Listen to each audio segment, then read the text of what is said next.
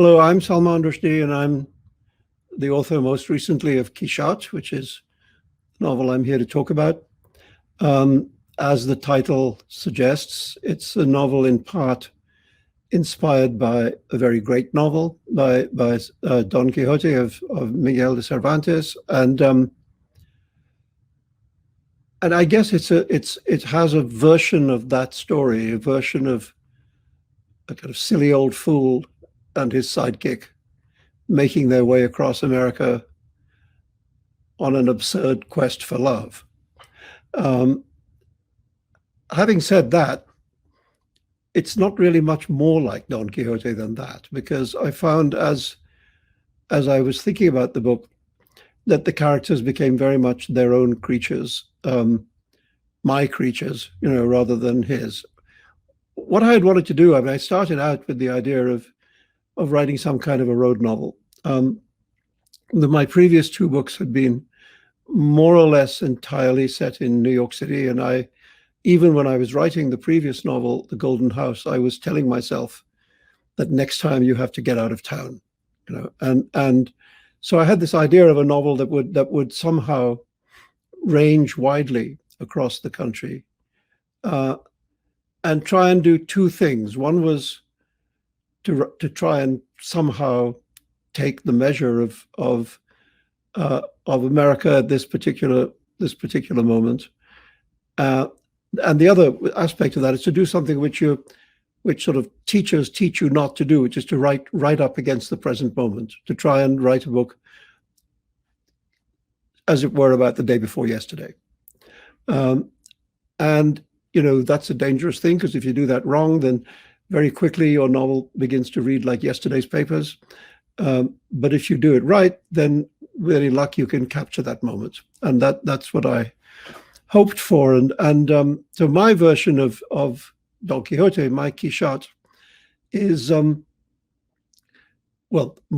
easiest way to describe him is he's a traveling salesman. He travels in pharmaceuticals, and in chapter 1 gets fired, and then decides, because he's obsessed by garbage television, he's obsessed by reality TV, and he decides he's fallen in love with a star of the medium, a woman he's never met, but decides that she must be his, and he's going to go on this journey across America to win her hand, to prove himself by deeds as well as words, to win her hand. And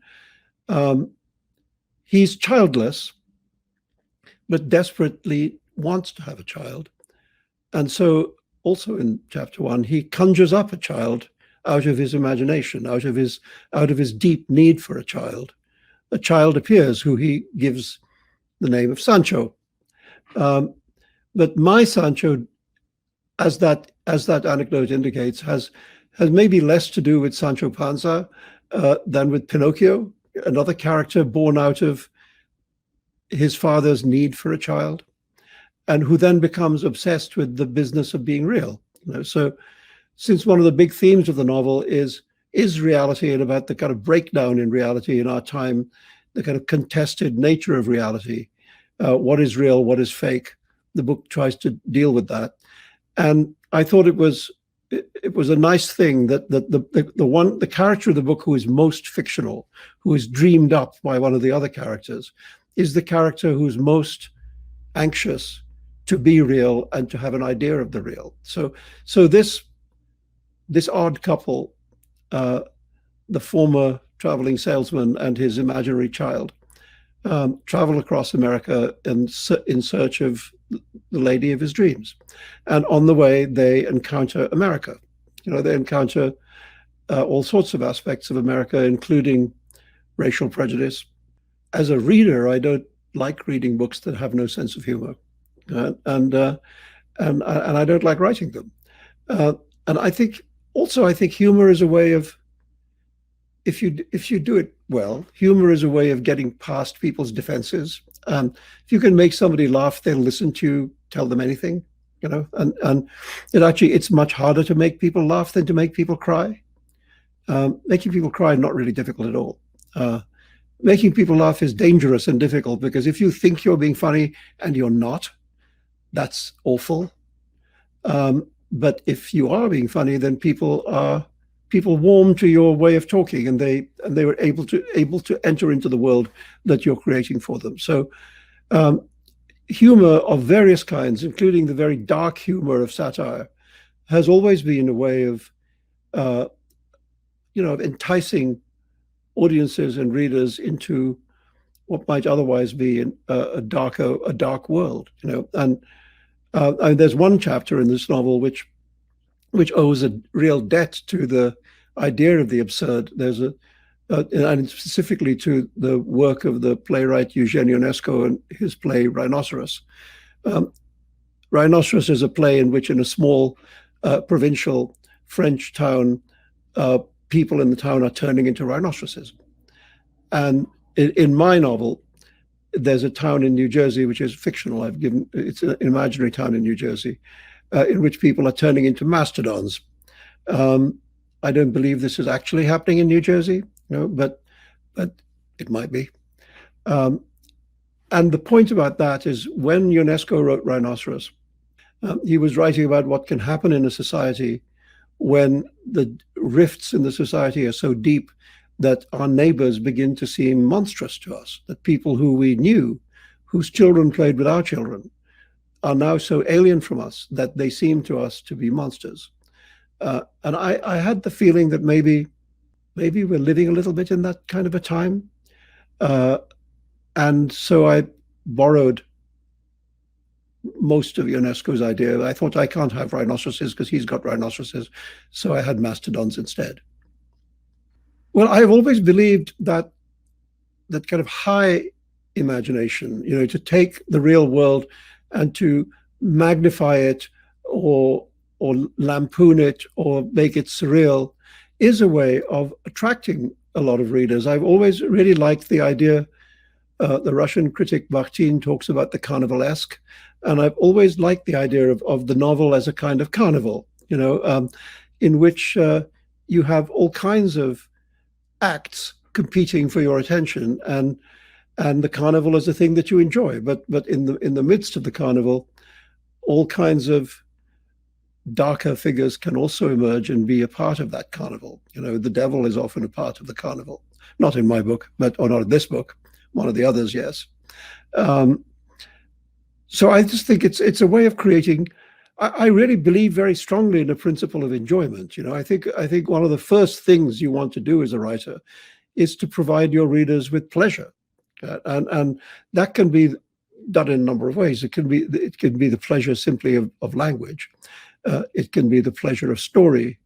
It can be the pleasure of the use of imagery and metaphor. And I guess in this book I try to do all of that, and others will have to tell me if it works. American scientific ingenuity begins to play a part at one point in the novel. The novel plays with the idea of parallel universes, and there's a character whose name, Evil Scent, might remind a few people of, I don't know, one or two actually existing scientific entrepreneurs. But he's somebody trying to build a bridge between our Earth and a parallel Earth.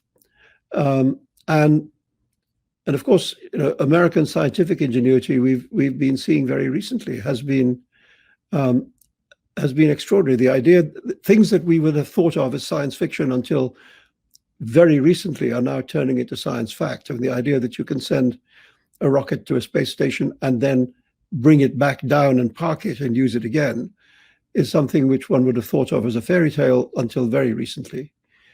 The idea of going to Mars kind of still feels like a fantasy, but it's one that's getting closer. So I wanted to incorporate some part of that in the novel. I actually, there was again a point in my life when I was obsessed with science fiction, and so American writers like Kurt Vonnegut and Ray Bradbury and so on were very important to me, and still are in some ways.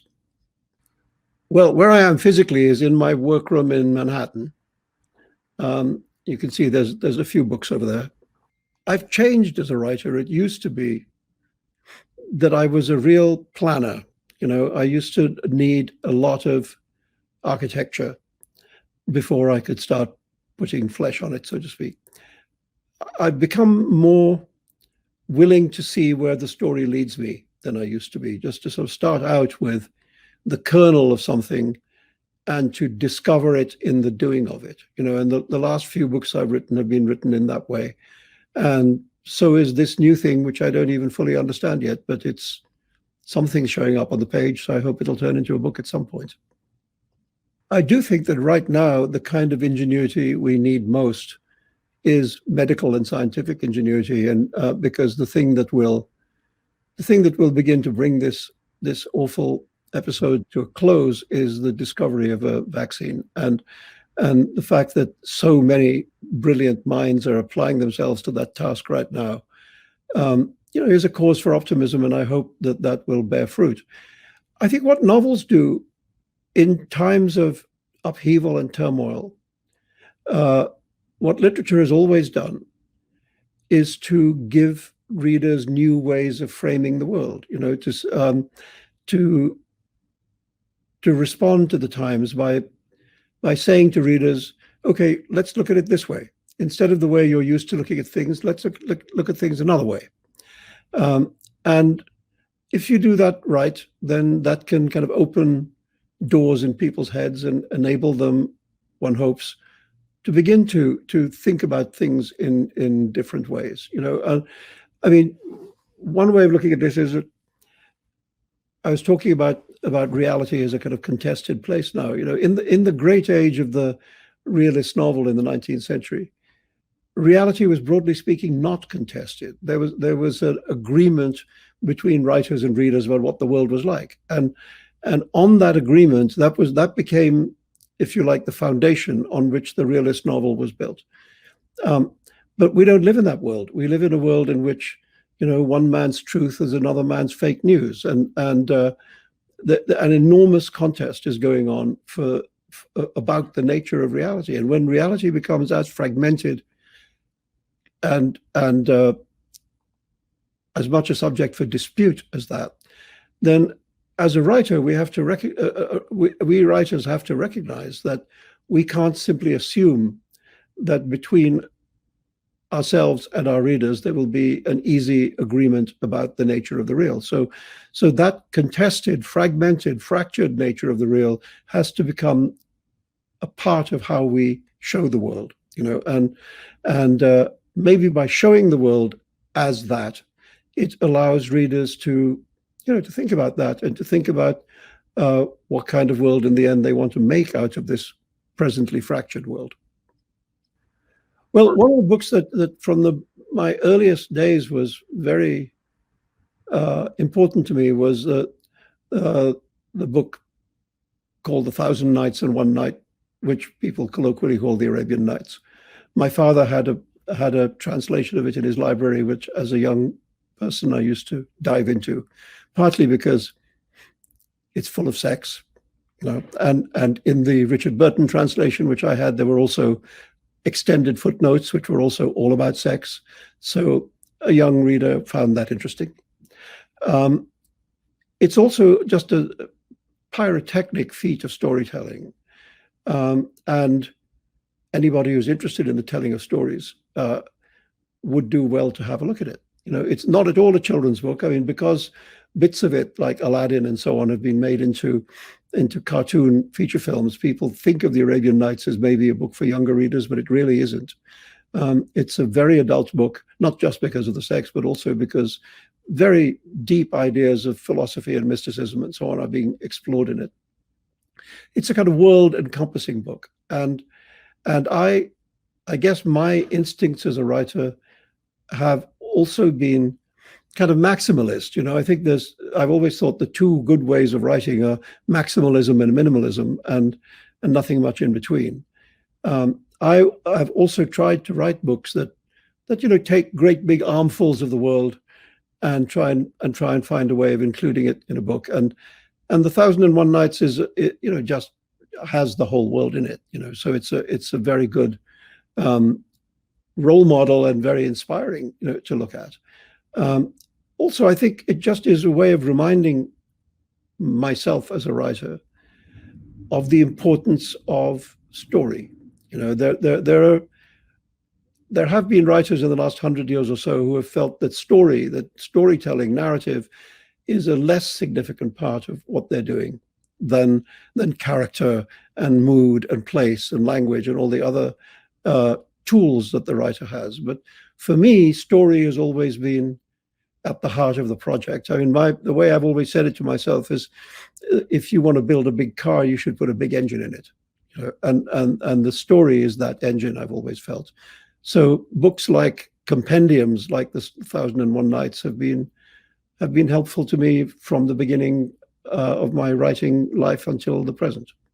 I think one of the things, if you've ever in your life had to deal with a time of great stress and uncertainty and even fear, which I certainly did at one point, it teaches you things about yourself. It teaches you that you have the ability to resist. It teaches you that you have the strength to surmount the time in which you live.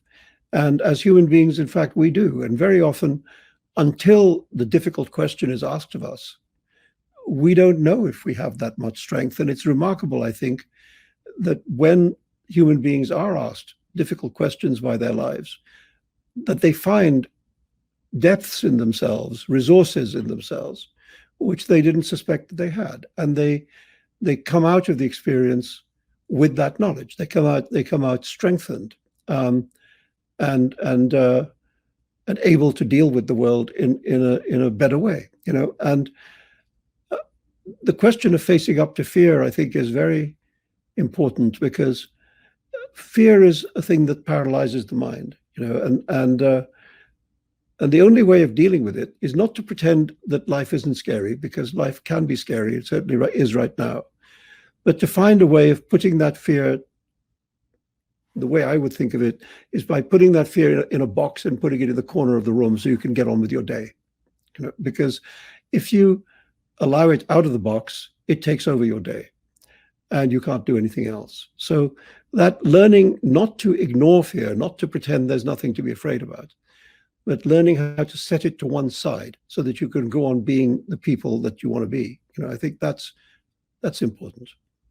Yeah, I think imagination is definitely something that can help with that process of overcoming, overcoming tough times in your life. I remember listening to the stories of Americans and British citizens who had been hostages in Lebanon back in the day, and one of the ways they survived their incredibly rough lives was by telling themselves stories in their heads. They would imagine themselves into other settings.